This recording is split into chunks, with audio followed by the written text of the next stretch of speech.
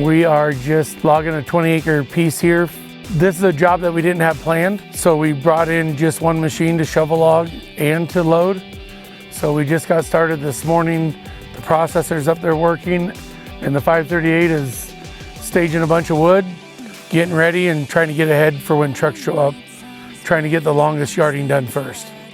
I've had the 538 since last October, and we put the new stick on 200 hours ago. I find the longer stick way more useful, especially for loading. It allows you to grab the logs in the middle, turn them around without having to make two moves. So you can just grab it and set it right on the truck. It just allows you to load trucks faster. You guys saw me earlier turning around all those logs. I'm getting ready for a truck with too many axles. Processor processes it all, butts to me, so all the heavy end towards me. So to load a truck with extra axles, you gotta grab the log, turn them around, then put them on. But having this longer stick, you can grab in the middle, turn them around and not even have to heel them and be able to reach the front bunk. So it saves, I don't know, 30% of the time of loading a truck. I figure you can load it 30% faster.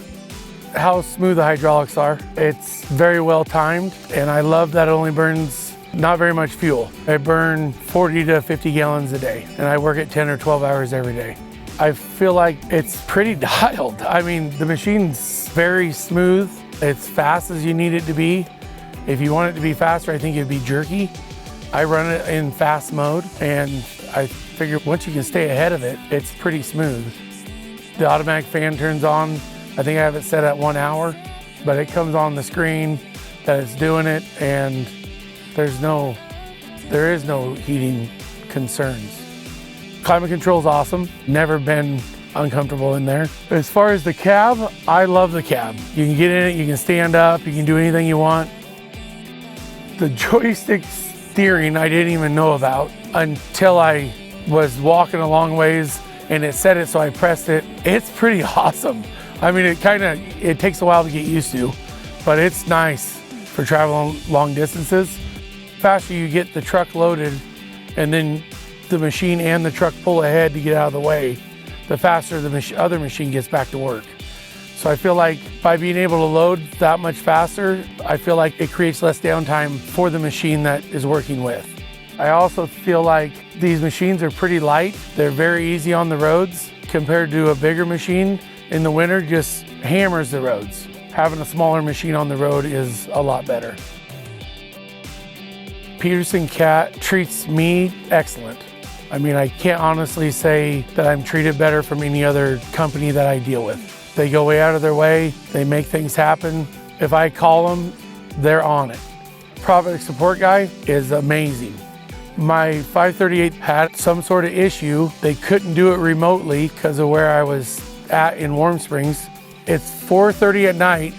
My PSR gets in his pickup with a computer, drives over there, gets there at 7 o'clock at night, updates my computer. But I'm just saying that's Peterson Cat. He drove from Salem to Warm Springs. It was a 4-hour drive to get there to make it happen. For as small of a machine it is, I work it to death and it does an awesome job. It performs. I love the grapples. I love the proportion control. I was really worried when it was coming out with the electric over hydraulic, but I feel like compared to some of the other machines I got, this one, it feels the same.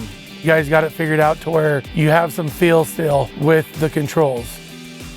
I love being able to fuel on both sides. That is awesome. It's very good on def.